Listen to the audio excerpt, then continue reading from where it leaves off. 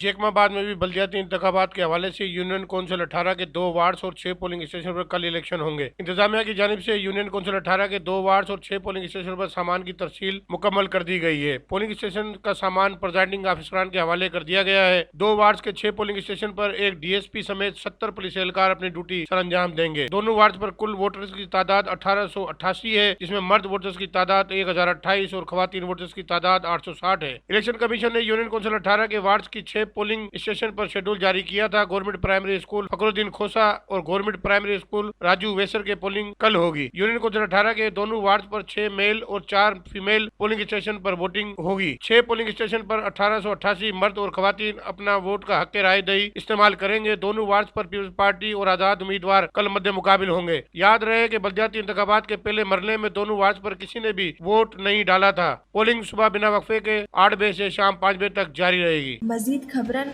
ऐं तफ़सीलात लाइ विज़िट कयो असांजी वेबसाइट www.awamiNewsHD.com ऐं ॾिसंदा रहो अवामी न्यूज़ HD।